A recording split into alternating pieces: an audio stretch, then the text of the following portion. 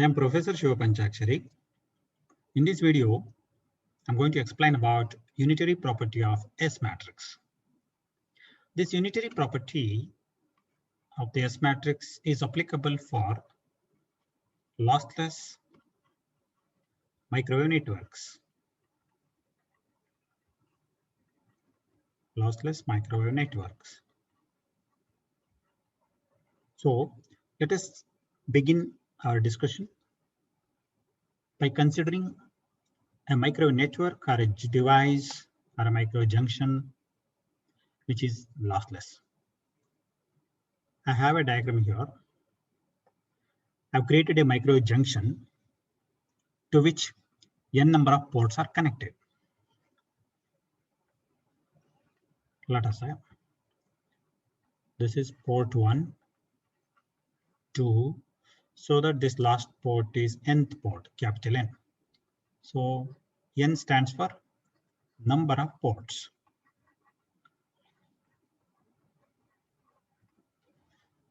To these ports, later microwave devices will be connected so that the entire setup becomes a microwave network.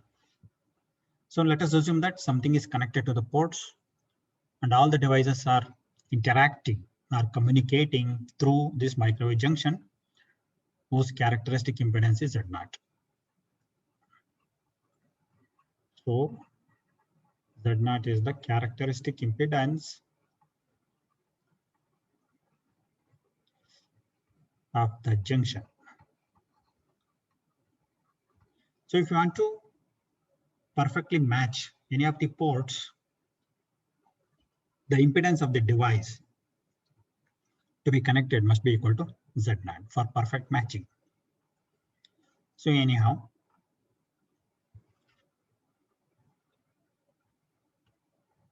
so we know that in microwave applications, particularly during communication or transmission, we can find two waves, incident and reflected wave. So now if you observe the ports here, let us say port number 1, we can find a wave entering the junction or the wave going back from the junction. So we can denote this wave by A and this one by B. So we know that A is the normalized incident wave to the junction. So here the incident stands for the wave entering the junction. Similarly, B is the normalized reflected wave. So basically, they are normalized in terms of characteristic impedance. That is, A is actually defined with respect to incident voltage wave V plus divided by root Z0, and B is V minus divided by root Z0. So even Z0 is the impedance here, which is a constant for a given network or a junction. So root Z0 stands for a constant value. So V plus and V minus are normalized by the constant number root Z0. So A and B are the voltage waves, but normalized. So A is entering the junction, B is leaving the junction. So like this, we can find A and B is in every port. For the second port also, wave entering the junction is A2, wave going back into port is B2. If I take this port as ith port and this one as the jth port, some arbitrary ports, then we can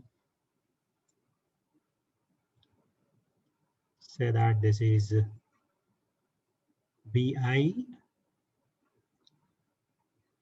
AI. Similarly, BJ,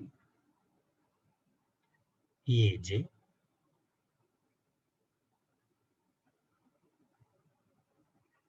BN, AN. So we can find the two waves traveling in opposite direction in every port. So in terms of these A and B values, we can try to explain the working of microwave junction using S parameters. So we know that S parameters are related to these normalized values A and B through this equation. B is equal to S into A in matrix form. We can expand them also. Here B means the normalized waves. So it is B1, B2, an intermediate value BI, last one BN. So this column matrix includes all possible B values, and S is a square matrix of order n. It can have all possible S parameters here.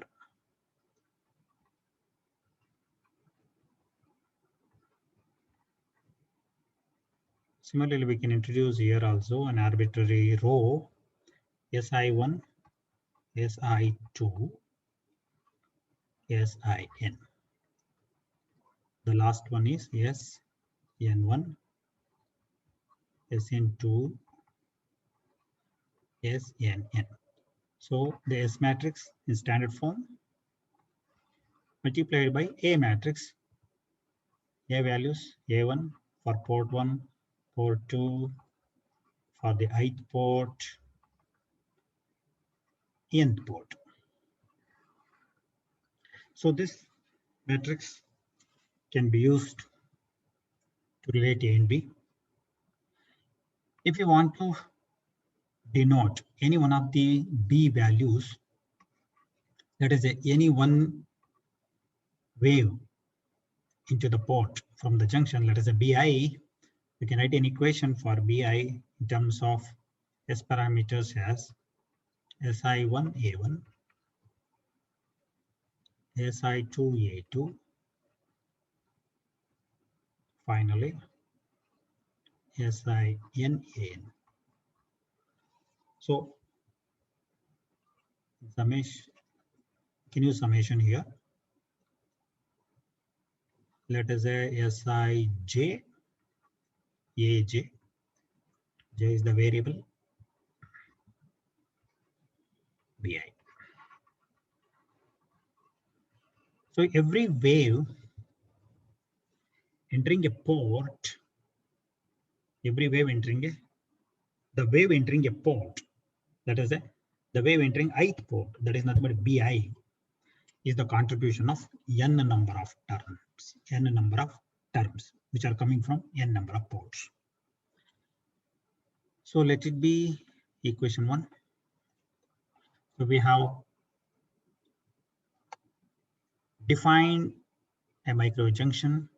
We have defined the corresponding waves in all the ports, and we have given mathematical relation between all these waves. Now, I would like to introduce the concept of lossless here. I'll assume that the junction is lossless. If the junction is lossless,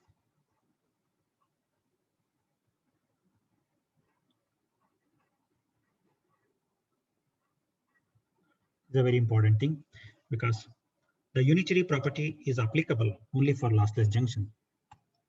If the junction is lossless, then the total power input into the junction is equal to total power output of the junction. That means the power entering the junction through the port is equal to power leaving the junction through the port.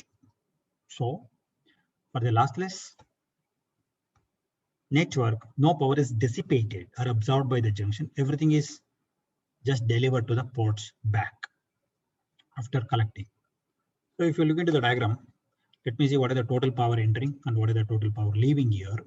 Okay, there are so many waves, n number of A's and n number of B's.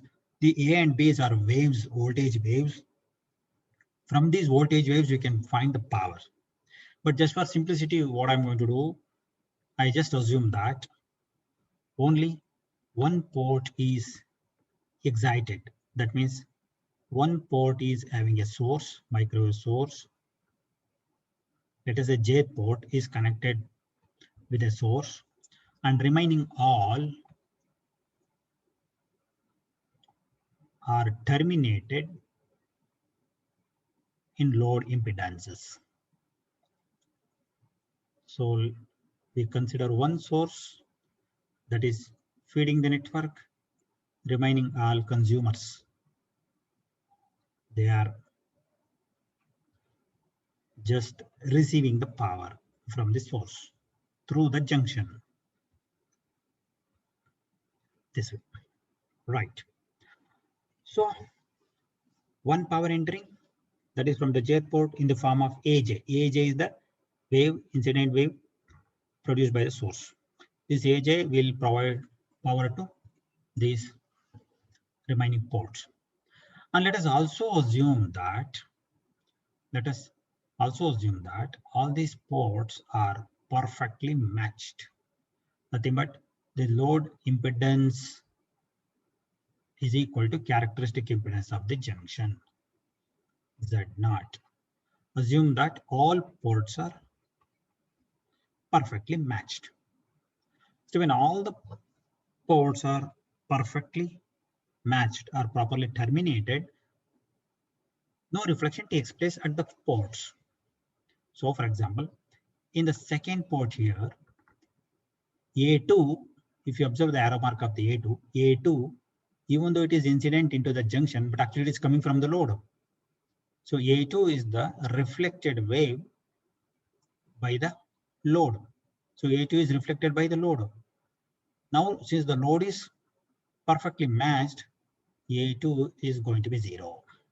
No reflection takes place from the load.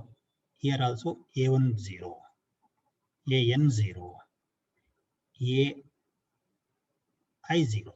So now we will go back from the load. Everything is accepted by the load or delivered to the load.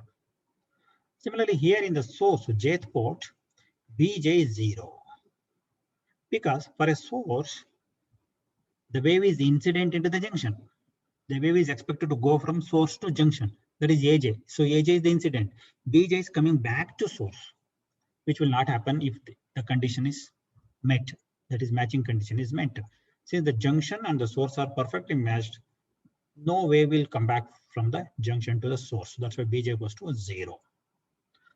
So when the perfect matching condition is achieved, these things will happen.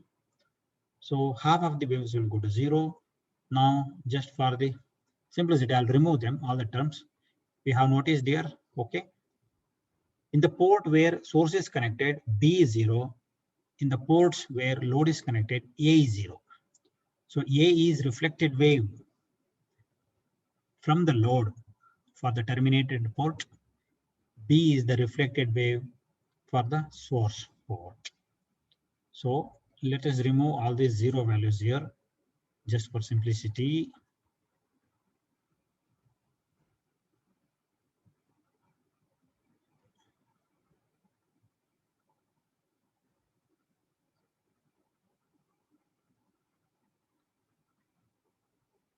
Okay, so this is the network now perfectly matched. Only one wave is present in a port. Okay, among these waves, AJ is the wave which is providing power into the junction, and BJs are the powers going out of the junction. Right. So now, keeping this point in mind, we can write an equation for P in and P out. So we know that the power is given by half A square or half B square, depending upon the wave that is present in the port. Okay. Here, the input power is going to be half AJ modulus square. The modulus sign is there because all these A and B values are complex. Incident reflective values are complex. Half comes into picture because of the average power we consider here. And there is only one input into the junction. We have seen that one. Source is connected only the jth port. So only AJ is entering into the junction. That's why only this incident wave is producing some input power into the network. All remaining are powers going out of the network. So I'm going to put them on the right side. So that is B1 square plus B2 square. Likewise, we can find n number of terms there, Bn square. So we can remove half from both the sides. Here B's, all B's can be put together. Let us say n. Subscript we can use. N varies from 1 to n. So this is the situation we get when you have one source that's on the left hand side and many loads. So now I would like to introduce an equation on the right side, that is an equation for B from the equation number 1. So let us look into equation number 1. Here it is equation 1.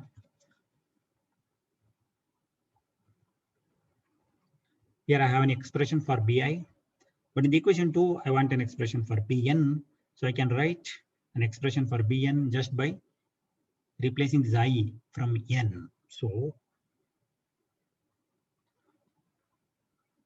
we can write here.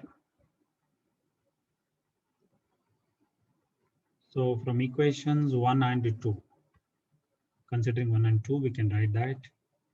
Anyhow, left side, let it be there as it is. So on the right side, summation is already there. Okay. So in place of Bn, so one more summation comes into picture, that is for J, 1 into n. That is, so what is their equation there? So look at this carefully. We'll go back to equation number 1. In the equation 1, it is Bi. 1, it is Bi. But in 2, I want Bn. So I'm going to replace I by n. So this I becomes n when it comes here into equation number 2. So we got it now. We combined equations 1 and 2 together. We got the relation. Yes. Look at the right side, the RHS. Here for A, subscript is J, but J is in summation variable varying from 1 to n. That means there are capital N number of A values are there. But as per the network I have taken, A1 is 0, A2 0, all A values are 0 except AJ. Because only jth port is sourced. So this AJ is a single value. It is not the sum of n number of values. So that's why this in the summation, all A values go to 0. So S into 0 is 0. So only one value will be left out. So now what happens now? On the right hand side, one summation vanishes. So you will only be having single AJ because of this one. Now, so on the right hand side, the variable for summation is small n. So we can keep this AJ outside the summation also. So the summation is applicable only for S parameters.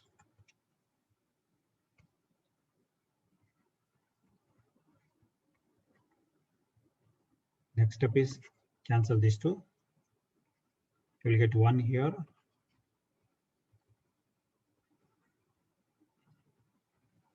Only S parameters are left on the right side.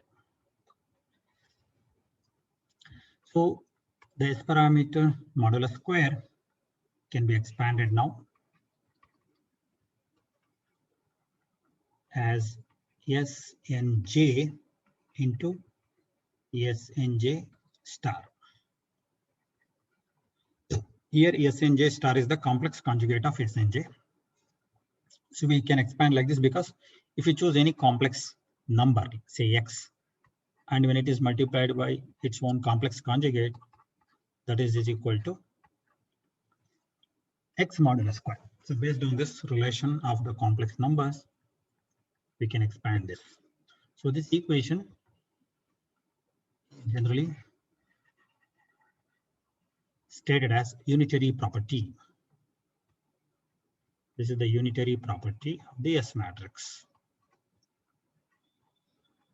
The total value of the sum is 1. That's why it's called unitary property. You can understand this unitary property in detail now. If you look at the summation sign, the variable is n. N is the first subscript in this S parameters. So when n changes means the first subscript changes. That is n stands for 1. So n stands for, if we expand this one, stands for 1j S1j star conjugate plus S2j S2j conjugate. Likewise, the last one is SNJ conjugate. So the complete summation gives us unity. So if you observe carefully, the second subscript represent column number, first one row number. So S1 element in the first row, S2 element in the second row, element in the third row. So if you imagine the S matrix, let us say the first element is S11, second one S21, then SN1. So these S parameters are similar to this. That means all these S parameters are the S parameters from one column, a single column of the S matrix. SN1, SNJ is the first element in the jth row. First element in the jth row. S2j, second element in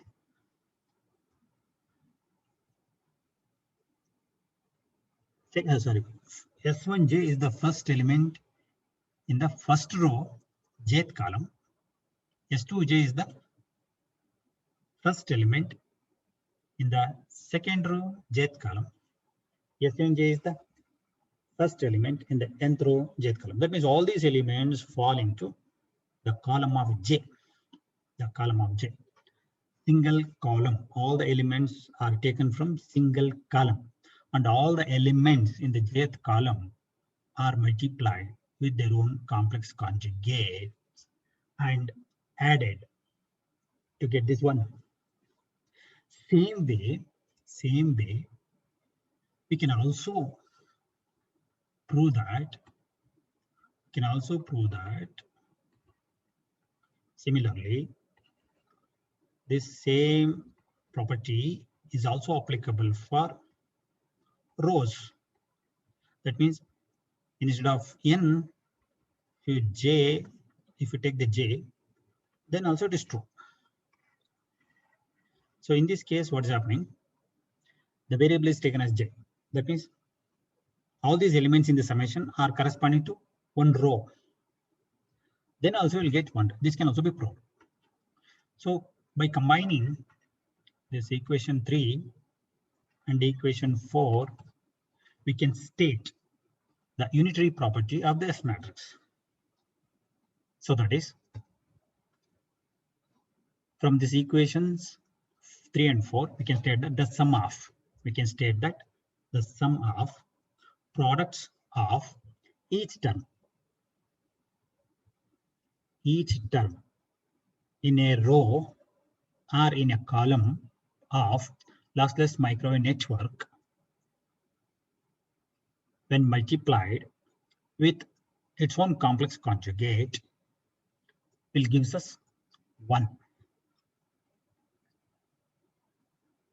Okay, so let me make the statement here based on this summation sign.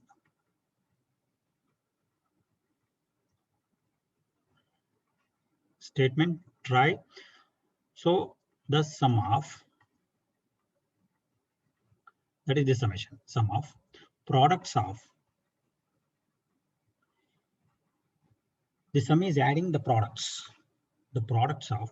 So what is this product? The products, it is a product. The products is for each element in any column or row of the S matrix. The sum of products of each S parameter or each element in a row. Any row you can choose.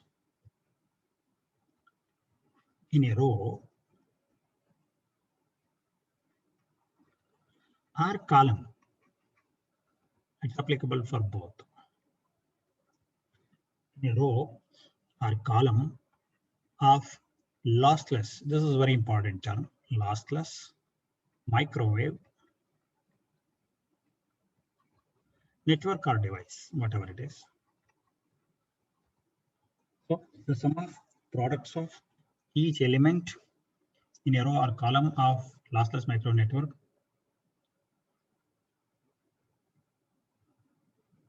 multiplied by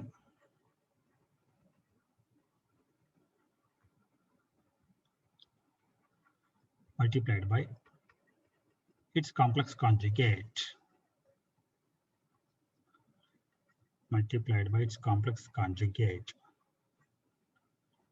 Is unity.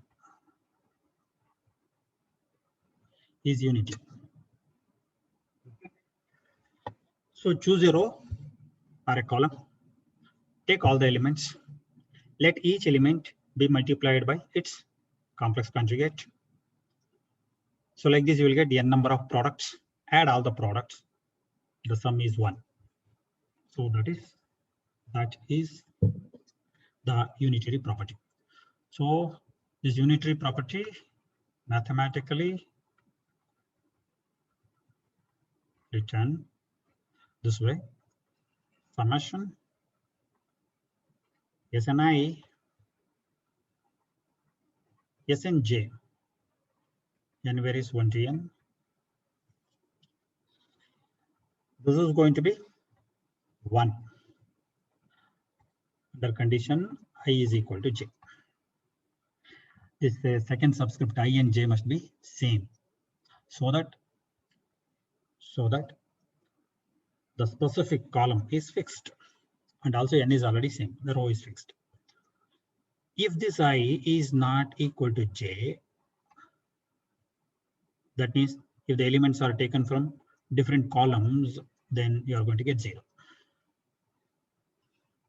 So carefully observe here, Sni, Snj. If I and j are same, then it becomes Sni, Snj. And second one is always complex conjugate. We know that.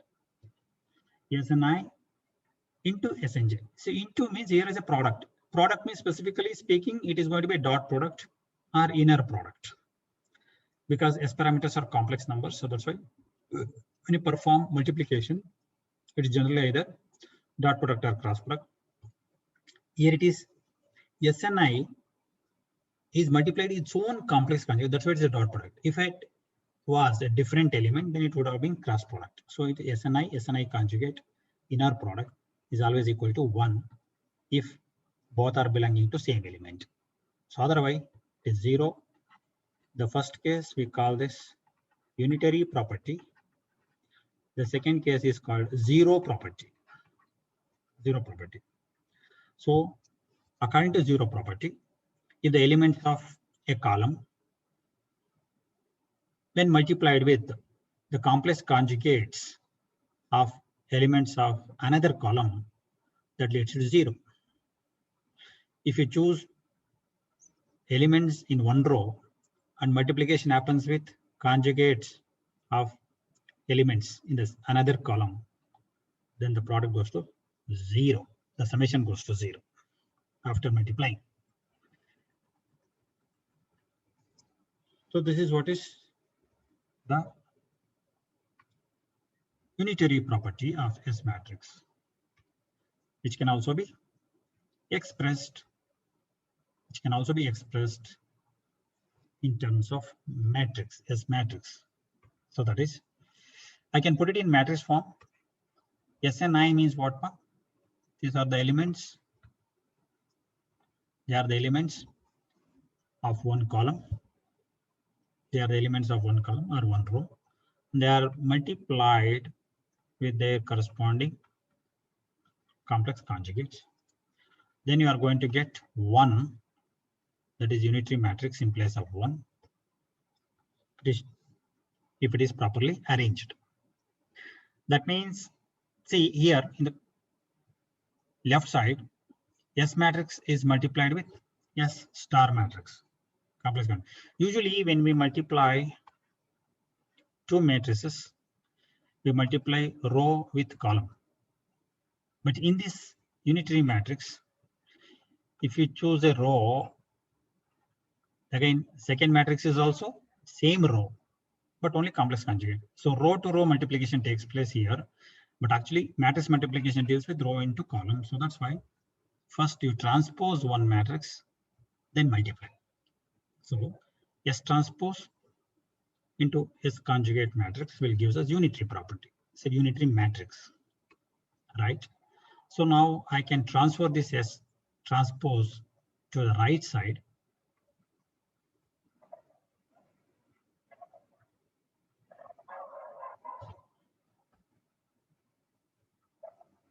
This S transpose can be placed on the right side by inverting. Okay. So we know that when a matrix is sent to the other side of the equation, it becomes an inverse with all matrix rules satisfied. So S transpose inverse into U is S transpose inverse. So we are going to this. So this is the unitary matrix in unitary property in matrix form.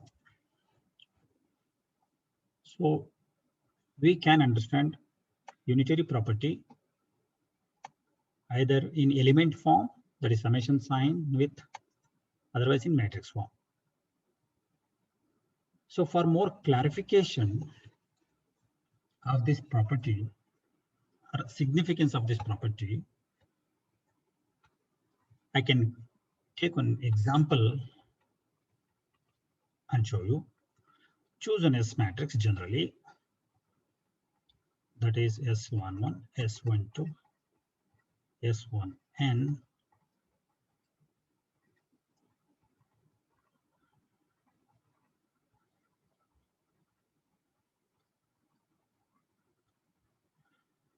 Sn. This is the typical S matrix for inputs. I can write equations using unitary property if the network is lossless. So now let us apply unitary property to first row. That is a first row. So in the first row, the first element is S11, which is to be multiplied by its conjugate, plus second element is S12, S12 conjugate. So likewise, every element in the first row is multiplied with its own conjugate and added to get 1. This is the application of unitary property to the first row. So this can also be put it in simplified form, that is S11 conjugate product gives us S11 modulus square. Similarly, the second product gives us S12 modulus square, S1n modulus square is equal to 1. So this equation is very useful in solving some problems. Similarly, we can write for second row. So what is the first element in the second row? S12 square. Then second element in the second row, S22 square. Last element is S2n square is equal to 1. So likewise, you can continue. You can write the sum of the magnitude squares of all the elements in a row to get 1. Similarly, column also, let us say first column. We can apply this property to first column. So the element in the first column, imagine what is the first element in the first column? That is S11 modulus square. Second element in the first column, S21 square. Last element in the first column square. This is also equal to 1. So these are the typical implications of unitary property. So for zero property, one example I will take. Okay, let us choose first row and second row. If we multiply the elements, what happens? First row, first element, S11. Then first element of this second row, that is S21 conjugate. If you do this operation like this, then first row, second element, S12. Second row, second element, S22 conjugate. So likewise, first row, last element, second row, last element, you will get 0. This is the zero property. Likewise, the elements of any one row or column, when multiplied with the conjugates of any other row or column and added, you'll get 0. This is the zero property. That's about the unitary property in detail, covering all possible aspects. I think that is enough for this particular video. Thank you.